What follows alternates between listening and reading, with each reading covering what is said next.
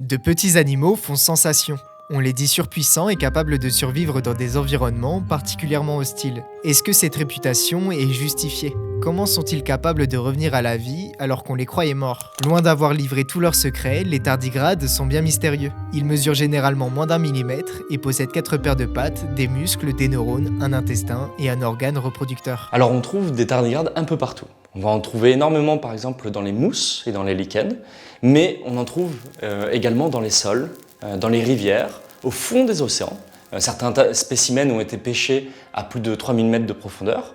On va en trouver également au sommet des montagnes, dans certains glaciers. Les tardigrades sont donc des organismes qui vivent dans un très grand nombre de milieux différents et ils ont également une grande diversité de formes. On comptabilise à peu près 1500 espèces actuellement, mais il en reste probablement encore beaucoup à découvrir. Il n'est pour autant pas nécessaire d'aller si loin pour les observer. Il existe très probablement des tardigrades sur les plantes de votre jardin ou dans la mousse d'un parc proche de chez vous. Et parmi les nombreuses espèces de tardigrades, certaines sont particulièrement étudiées par les scientifiques pour leurs aptitudes à survivre dans des environnements hostiles. Tous les tardigrades ne sont pas capables de résister à des conditions extrêmes, mais certains d'entre eux peuvent résister à une grande variété de conditions extrêmes.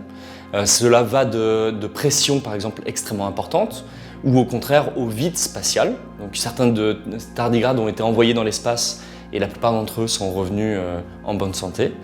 Ils peuvent également résister à l'absence d'eau, à l'absence d'oxygène, au froid, à des froids extrêmement intenses, à des températures inférieures à moins 200 degrés. Mais contrairement à ce qu'on pense, les tardigrades ne résistent pas très bien aux températures très élevées. Mais alors, quelles adaptations permettent à ces microscopiques animaux de résister aussi bien? Les scientifiques ont mis en avant un mécanisme de défense assez exceptionnel, la cryptobiose. Elle correspond à un ralentissement drastique du métabolisme. Durant cette phase ressemblant à une hibernation, leur métabolisme fonctionne à 1% par rapport au reste du temps. Leurs corps sont ainsi moins demandeurs en termes de ressources et ils se satisfont de conditions de vie plus rudes. Un tardigrade peut par exemple perdre presque la totalité de l'eau que contient son corps.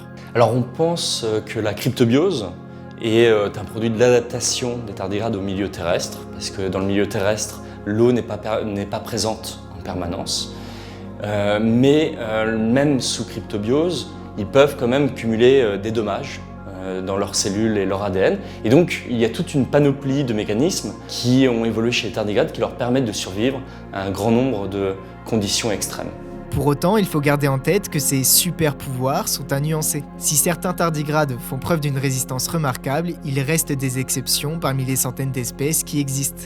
Et même parmi les espèces les plus connues, seuls quelques individus ont ces capacités uniques. En fait, un peu comme tous les autres animaux, de nombreux facteurs jouent sur leur survie. Et ils ne sont pas invincibles. Par exemple, s'ils ne mangent pas, ils meurent. L'étude des cellules de tardigrades aux capacités autoréparatrices reste malgré tout un enjeu scientifique majeur qui pourrait porter ses fruits dans le domaine médical.